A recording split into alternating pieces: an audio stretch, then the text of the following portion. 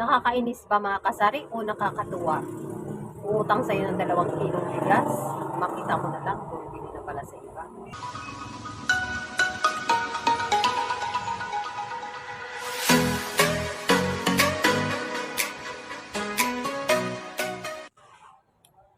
Hello mga kasari, magandang umaga po sa inyo lahat. Hindi ko alam kung maganda nga ba ang umaga ko or sa inyo siguro mga kasari magandang umaga po sa inyo lahat. So for today's video mga kasari, ngayong umaga, nakita ko yung aking customer. Sino makaka-relate sa inyo dyan?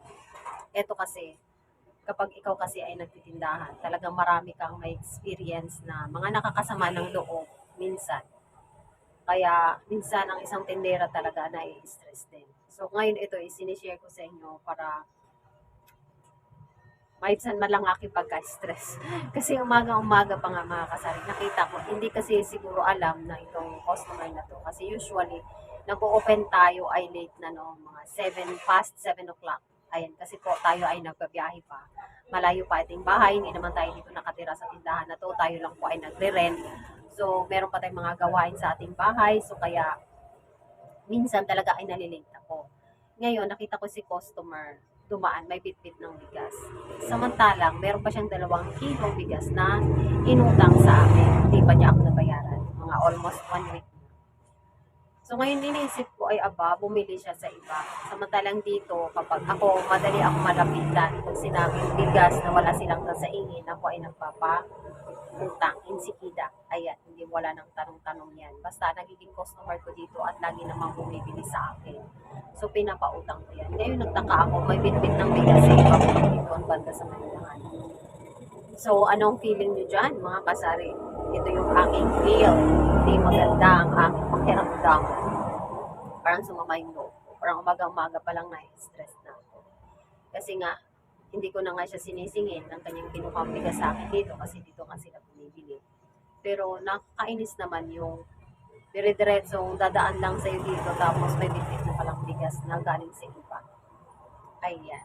So, ang isang tindahan talaga mga kasari, kailangan pahabaan ng pasensya. Kasi kung may lang at may lang ang pasensya mo, may stress ka. Araw-araw kang may stress. Kasi iba-ibang taong bibili sa'yo, iba't iba naman ang ugali. Meron namang ugali ng isang customer na bibili lang sa'yo kasi sarado na yung pinagbibilhan nila. At ipaparinig pa sa'yo, kasari na, ay, kasi sarado na doon, kaya dito na lang ako bibili. Sarado na kasi sa binibilihan ko eh. Diba? Ganon. O diba, anong feeling dyan mga kasari na sarado na daw sa iba, kaya dito siya sa'yo bibili. So parang pag minsan pag nagiging maldita ka, pwede mong sabihin na, o di katukin mo, baka pagbubuksan ka. O diba? Pero parang hindi naman maganda kung sabihin mo sa ganyan sa customer. So ang gawin mo na lang is sobrang habang-habang pasensya. Huwag mong putulin ang pasensya mo kasari kasi may stress ka. It's either mawalan ka naman ng customer na kahit bihira lang yan sila bumili dahil meron silang pinagbibilan talaga na ika nga ay wholesaler. Tapos tayo lang ay retailer tapos nagsasarado na yung wholesaler na tinatawag nila ay sa'yo na bibili tapos biglang mag-respond ka pa na ikatukin mo doon baka pagbubuksan ka. So parang ano na lang, kahit pa paano ay dagdag customer natin. Lalo na napakaraming competitor sa paligid natin. Sobrang pasensya na lang, talagang haba-habaan natin ang ating pasensya. May iba pa nga dumadaan dito sa akin. Laging sinasabi na sarado na daw talaga ang kanilang pinagbibilihan. Kaya dito na lang bibili. Pero meron namang iba mga kasari na nagpapasalamat na bukas pa ako. Iba naman sinasabi na, ay salamat, bukas ka pa, meron pa nang bibilan dito ng bigas, may nabibilan pa dito ng kung ano-ano, ayan, may groceries pa dito na bukas, ayan. So yun, mga kasari, meron ding mga taong nakakagaan ng pakiramdam. Kaya tayo din ay nakakapagpatuloy at nakakapag-survive. Kasi merong iba nakakainis, may iba naman ay nakakatuwa. Ay, yan. Meron pa.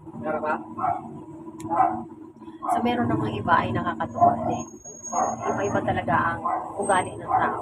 So, tayong mga tindera, ma-experience natin yan. Or, makikita natin iba't ibang ugali ng customer. May customer na masungit, may customer na mabait, may customer na okay lang kung bibigyan mo ng alternative ng mga binibili nila. Na halimbawa, hahanap ng ganito, wala kang ganyan, so bigyan mo ng ibang brand, okay sa kanila. May iba naman na pag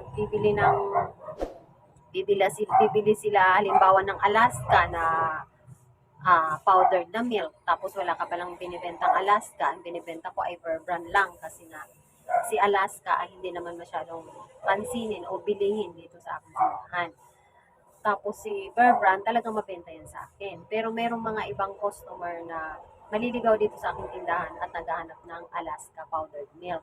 So iba, sinasuggest ko yung aking brand na nandito sa aking tindahan. Siyempre ganun tayo, no?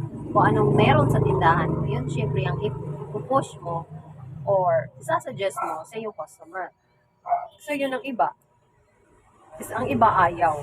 So, di ba? Iba-ibang ugali. Ang iba ayaw, ang iba naman ay okay. Sige ma'am, yan na lang po. Magkano ba yan? Mga ganyan. So, may iba talagang sobrang stick sa kanilang brand. May iba stick sa kanilang brand. So, yun. So, ang gawin mo na lang natin is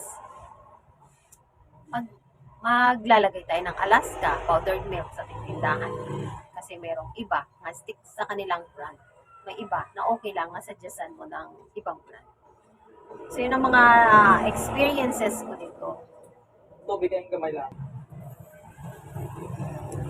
So, yung mga kasaring mga experiences ko dito sa aking tindahan, sa mga ugali ng mga customer. Meron namang ibang customer, eto mga kasari, para sa mga baguhan dyan, para prepared kayo kung ano sasabihin nyo o kung ano magiging feeling nyo sa mga magiging customer nyo later on kung kayo ay magtatayo ng ganitong sari-sari store.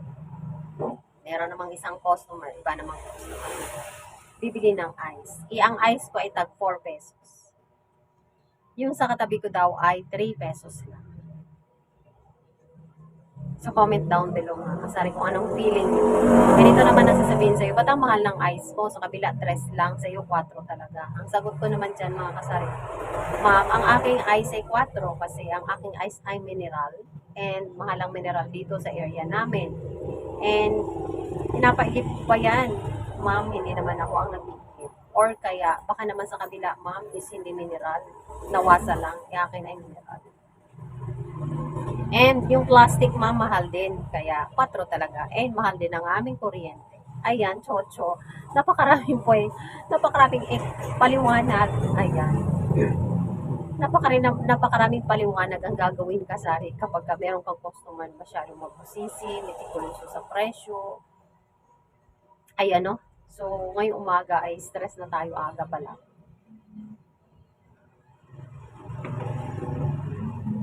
O-open ko pa lang nga. Yun ang aking salubong na feeling. So, kaya sabi ko, i-share ko sa inyo mga kasari kasi para naman mabawas-bawasan yung aking nararamdaman at ako lang dito mag-isa sa aking tindahan. Diba, nakakainis. Na bigla na lang dadaan sa'yo at hindi naman bumili yung utang niya, hindi pa nagbabayad. Ano gagawin mo dyan, kasari? Alam niyo na ba naman kasari na ang isang sakong bigas na 25 kilos, magkano lang namang ilang kilo lang ating nagiging tubo dyan. Kaunti lang, utang ka na 2 kilo o ano na ang nagiging tubo mo, wala na. Kasi ang 2 kilo is 124. Ang tinubo mo sa isang sako, wala na mga kasari, ang 25 kg mo. Ay, nako. Wala pa namang 200, wala pa naman 200 pesos o 150 ang tinutubo mo sa isang 25 kg, tapos utangan ka ng 2 kilo, tapos daan-daanan ka lang na hindi na napapansin yung 2 kilo na kinuha nila sa'yo. Samantalang pag nagbibenta ka ng bigas, napakabigat pa yan. Yun ang napakabigat na binibenta mo dito sa tindahan mo. Siyempre, kilo-kiluhin mo pa yan. Hindi naman isang bilihan yan diretso na at tutubo ka na kaagad. Yun ay paunti-unti. Paunti-unti, takal ka ng takal dyan, tapos nakakabago, tapos biglang utangin na pala yung 2 kilo, hindi naman maalala kung nakautang ba siya sa akin o wala. Ako naman nire-remind ko naman, kaya naman lagi ka nagre-remind, diba? Sabihin pa sa'yo, singilin mo na lang kay ganito, iwan ko na kay ganito, hindi naman pala iniiwan. O diba, nakakainis. So So yun lang mga kasari, no? Comment down below ano ba yung mga experiences nyo sa inyong tindahan habang kayo ay nagtitindahan sa mga customer na ewan. O yun na lang po ang aking share sa araw na ito. Thank you so much for watching and see you again on the next one. Bye!